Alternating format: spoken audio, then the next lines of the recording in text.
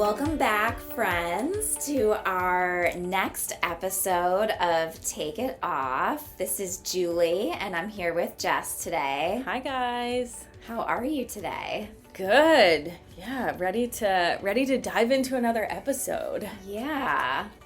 Well, today we're going to talk about authenticity.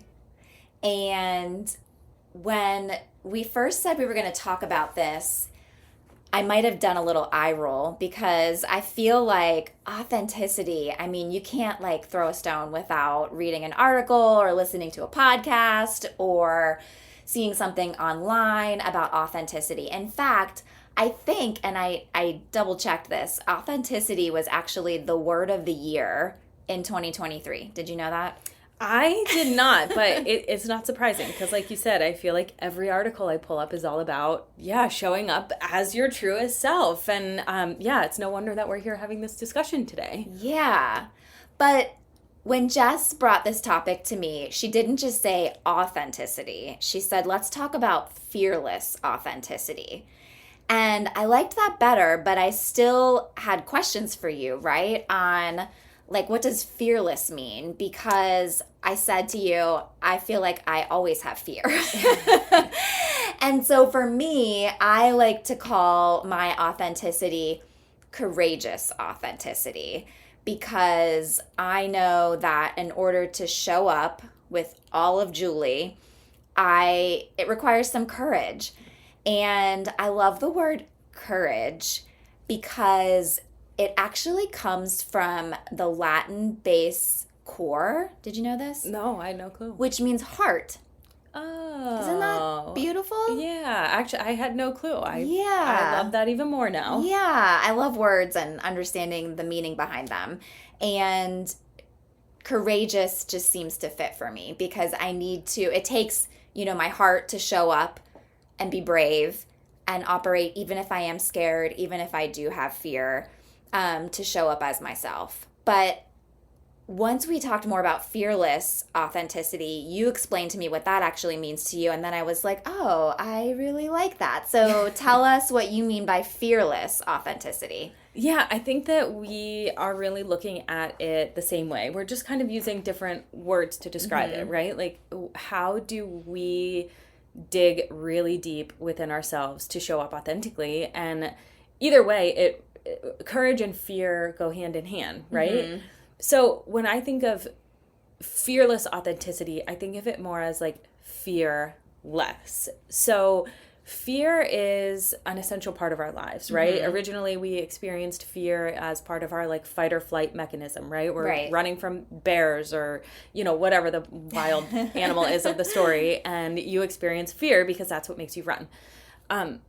Today, fear, we don't experience it in the same way, but many of us, especially, entrepreneurs or, people, anyone experiences fear really. But if I think about it through the lens of like entrepreneurialism, I think we face fears every day, right? Mm-hmm. Fear of failure, fear of success, fear of commitment. I could go on. And I think that fear is still necessary. We're never going to live without fear, but I think that fear really marks the edge of our comfort zone, right? So when you're living in your comfort zone, you're not experiencing fear. And as soon as you start to feel those like ripples of fear, you know that you're like pressing up against your edges. Yeah. And when you press up against your edges, that's when you grow. Yeah. So when you have that fearlessness to walk with the fear, you let fear be part of your journey. Maybe you give it a seat in the back. You never, give it the keys. It's never in the driver's seat, but you know that you're inviting fear on your journey. It's going to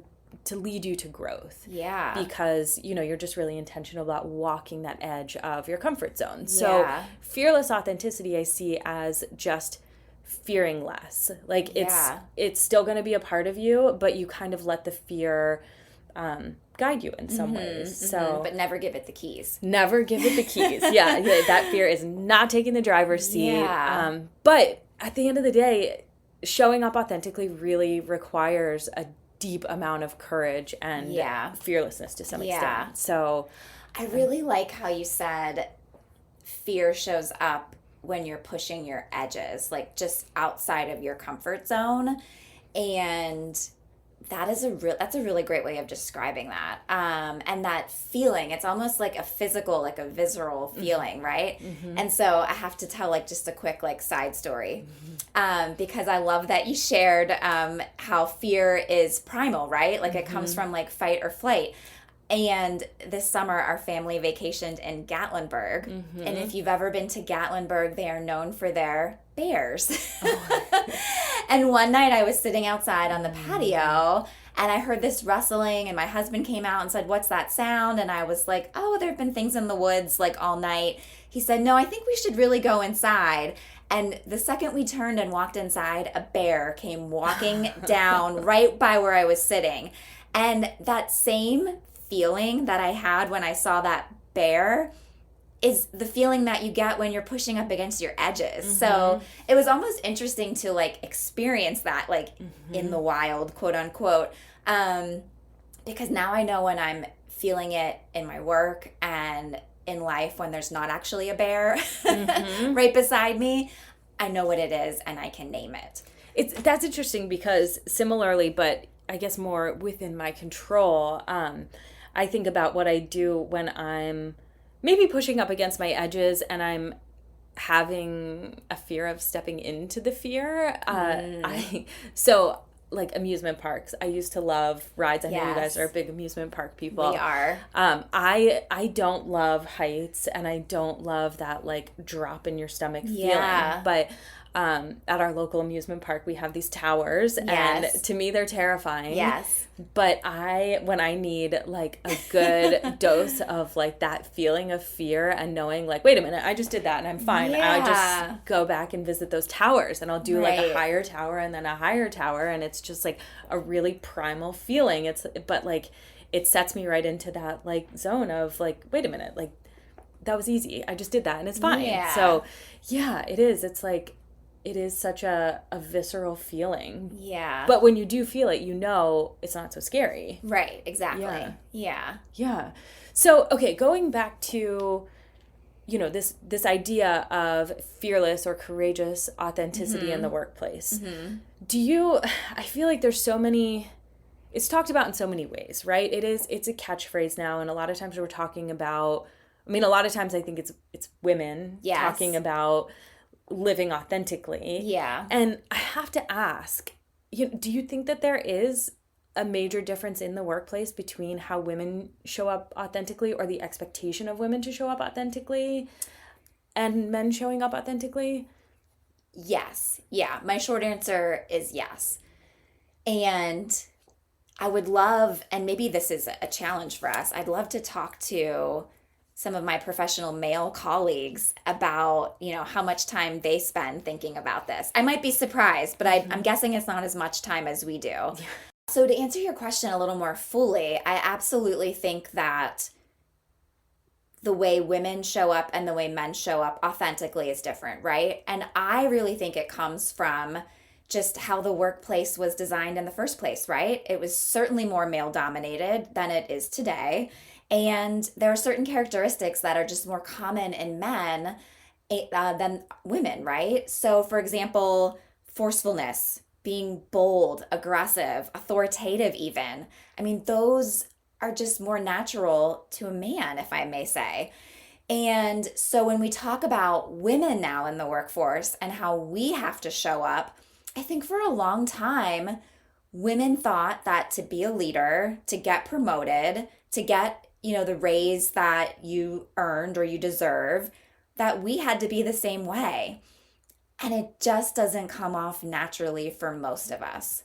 Women are much more stronger in the characteristics of empathy, intuition, rather than an authoritative leadership model, more of a coaching leadership model, right? And I think we're just now, within the past decade, maybe not even that long, seeing women say, you know what, that doesn't feel right. And I'm going to try to do it my way and see what happens. And we need more women to do that because, any study that you read, I read a lot of studies from McKinsey Consulting, and they put out a study, I want to say last year, and they showed that more companies that were more gender diverse actually outperformed their less diverse counterparts, which is awesome, right? Mm-hmm. But it's not enough to just have men and women in equal share in the workplace. We need the men to bring their strengths, and we need the women to bring our strengths, right? Otherwise, you don't get diversity, right? It's just men and women, right?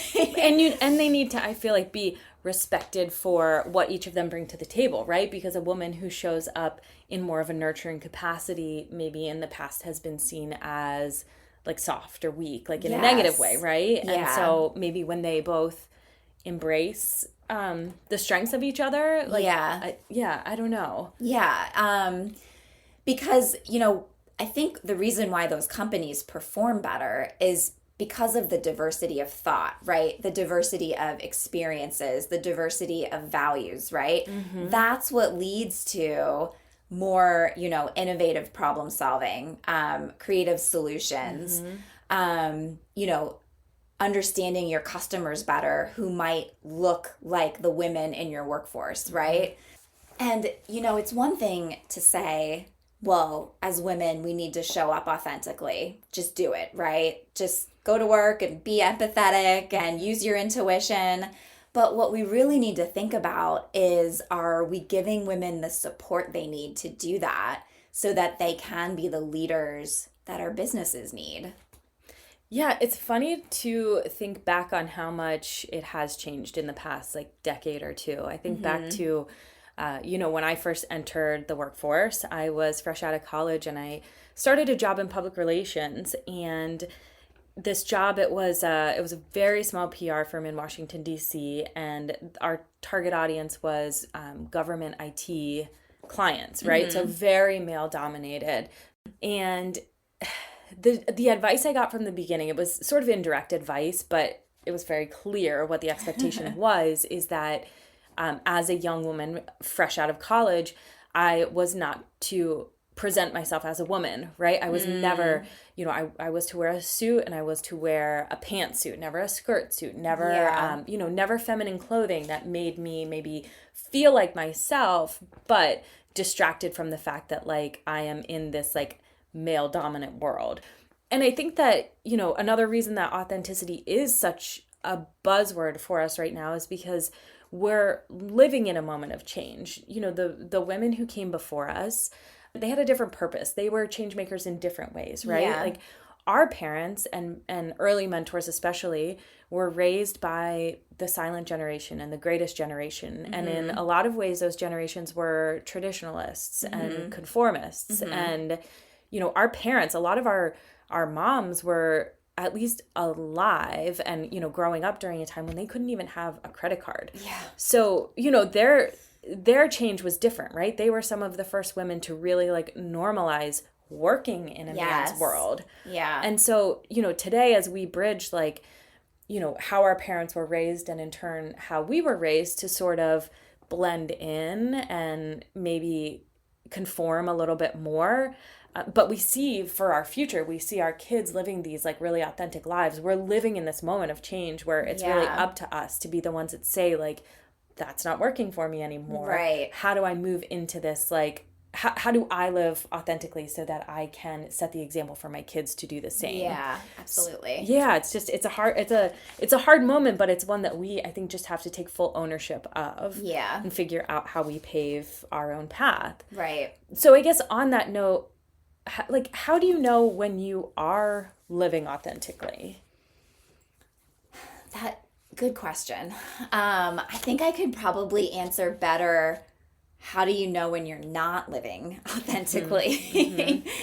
And for me, it has always just been, I don't know, like maybe like this pit in my stomach or just something just feeling a little off. And before I really started to think about this, I would probably just brush it off. Like, I just had a bad day, or I'll feel better in the morning, But lately, as I've been on this journey that we've been talking about in self-discovery, I have been trying to get really curious with myself and not be satisfied with just, oh, it's a bad day. No, why was it a bad day? What happened today that didn't feel right? Why didn't it feel right? And I find myself, and I know we'll talk about this at some point, coming back to my core values. And that was an exercise that I did probably 18 months ago. And I'm telling you, I come back to those values daily, every day. When I'm thinking about decisions that I'm going to make in the future, when I'm thinking about saying yes or no to something, I'm coming back to those core values. And, as I was preparing for this podcast today and this episode, I was trying to think of, how do I answer your original question, which is, how do I know I'm living authentically? And then, could I share an example with our listeners on a time where I was not living authentically and I made a change so that I could live authentically? And the best example I could come up with was, in my last career, because I feel like I've had several careers throughout my professional life, in my last career, I was running a growing, successful insurance agency, right? And from the outside looking in, you would think, well, she's got it together. She's got a great team. They're helping people. This is what she always wanted to do. And don't get me wrong, it was. And all of those things were true, right? But what I started to feel, again, that like feeling in the pit of my stomach, was just this restlessness that was building. In the insurance industry, almost 60% of entry-level employees are women, yet less than 20% make it to the C-suite. Wow. And I threw it up against my core values. And one of my core values is making a difference. And I thought, I can stay here and work in the system and follow the rules that were never designed for me and make a difference in this small way. Or I think, as you said in one of our earlier episodes, I could tear it all down and start over again. Mm-hmm. And I just knew I had to do that. I knew that there were things that I had learned in my career, things that we were doing on our team that could benefit so many more people, women especially. And I couldn't keep it to myself anymore. Mm-hmm. And so that's how I got to where I am today. Wow.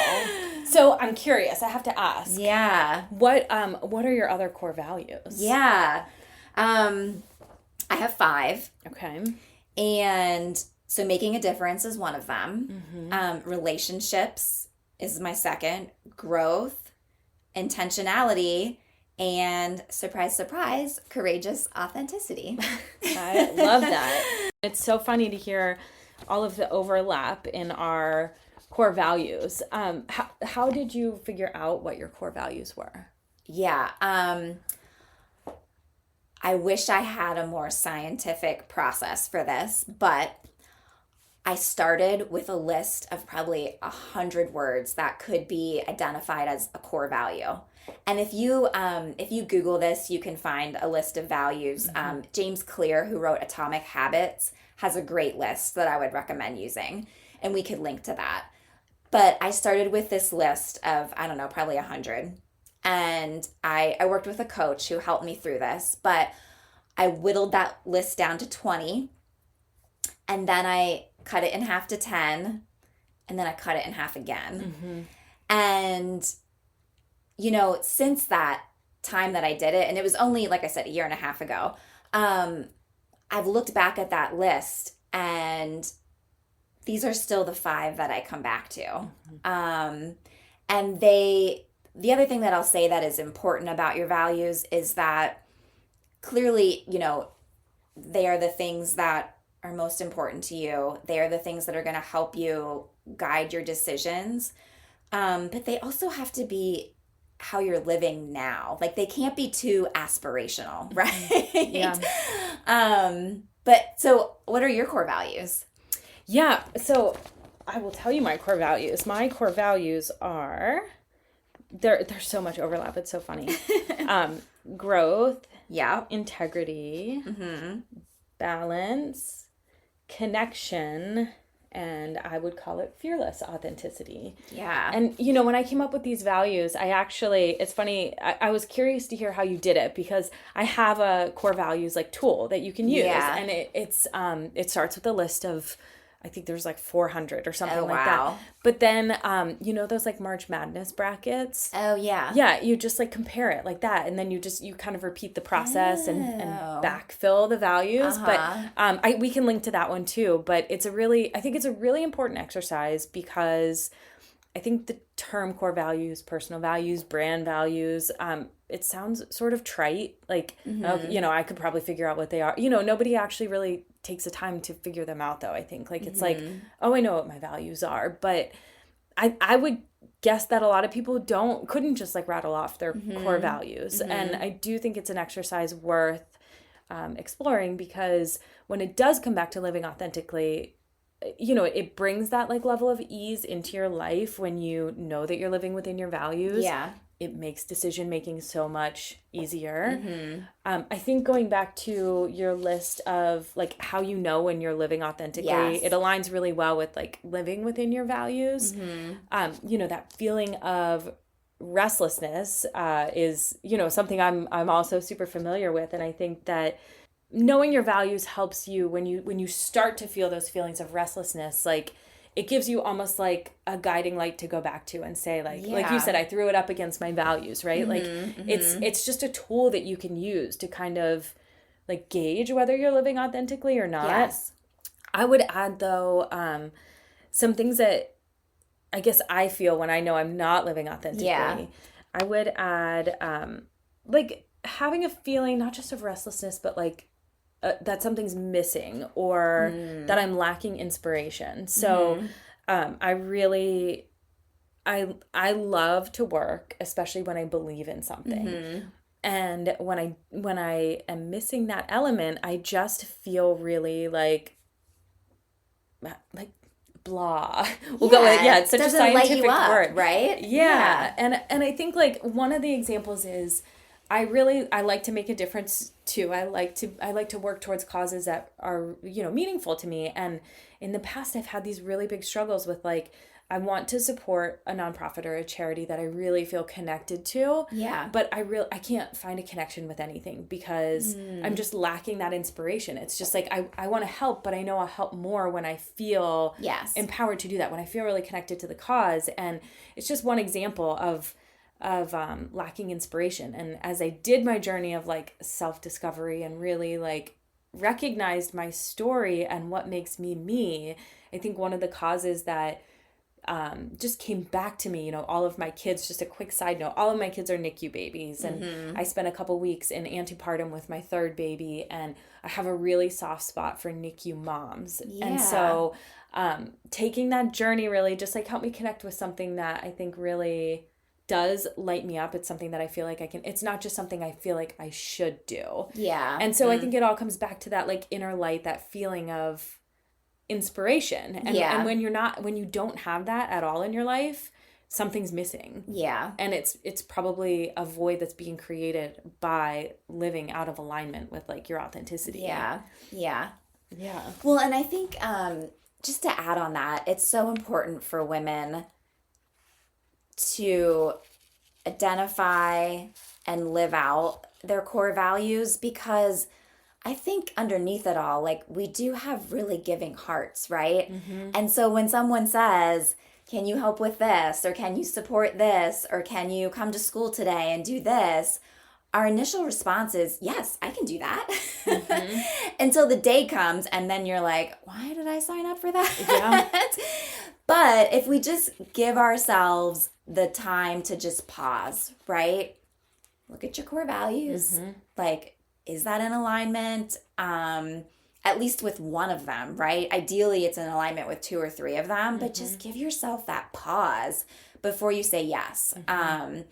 Because as I mentioned earlier, my values have helped me in my decision making, but also in deciding what I say yes and what I say no to. Well, and I feel like that's an entirely new can of worms, right? Because especially if you bring up like your kid's school, if they ask you to come in and do something like that, I think so many of us say yes immediately out of obligation. And, just because like, well, I can, like, I have a job that's flexible, so I can be there, so I should be there. Like, I'm supposed to be there for my kids and, like, you know, all of these ways. But, yeah, I feel like boundary setting is something that we need to dive into at some point. Yes, add it to the list. Yeah.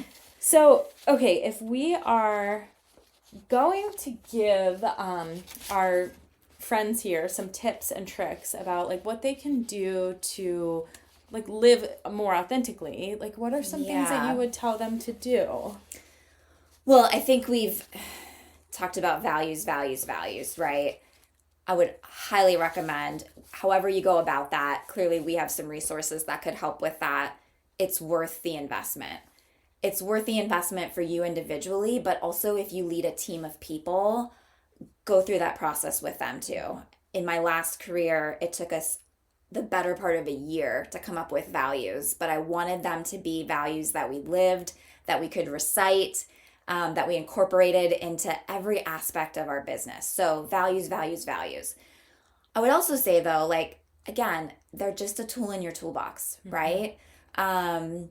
So other things that I would recommend are just being curious, like we talked about, asking questions. And then the last thing I would say is find other women to do this work with, right? So if you're like, Julie, I can't ask myself questions, that's weird. Well, sit down with a friend over a cup of coffee and have her ask you the questions until you get to the root of it. You don't have to do this alone. But you should do it. Yeah. Would you add anything to that? Yeah, and I think the curiosity is one that I love the rule of threes, and I think that when you're trying to really get at the core of something that lives really deep within you, I think you have to ask yourself, like, why 3 times. Like, you have to go like 3, like, you know, if you want to make this decision and you're leaning in one direction, why? And then when you have that answer, ask yourself why again. And I think it almost like takes several layers to really like get at the root, you know, to keep it from being superficial. But yeah, I think that continuing your journey of self-discovery is really important. I think that a journey of self-discovery is exactly that. It's a journey. It's not like a one-time thing. Right. You have to revisit these things over and over again so that you're constantly, you know, knowing who you are and how you're changing and recognizing where those edges are, because as you do step into fear and embrace fear a little bit more, your edges are going to change. And because of that, you're going to change. And so I think just, you know, continuing that journey is really important.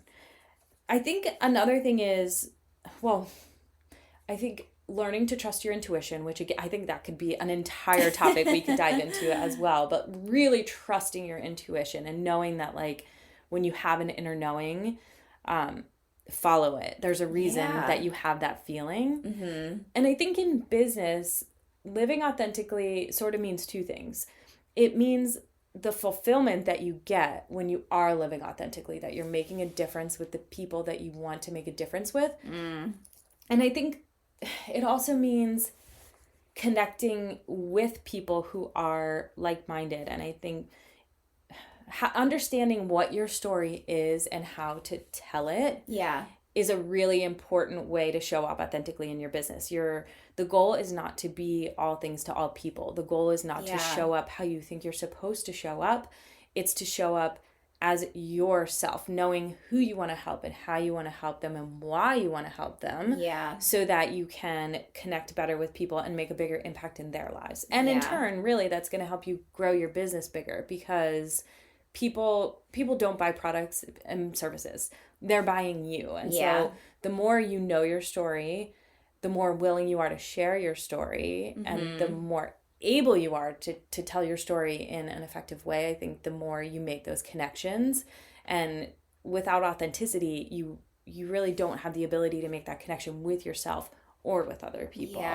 So I would definitely encourage people to dive into brand storytelling, and again, I feel like that's, you know, something we could dive into a lot deeper at a later time. Well, I think that's one of the hardest lessons as I'm building this business that I've had to learn is that I'm not for everyone, and that's okay. Yeah, man, that's a hard pill to swallow sometimes. But yeah, because again, I think it goes back to that helping heart, and I want to help everyone, but that's not the most, if I go back to my values, that's not how I'm going to make the biggest difference, right?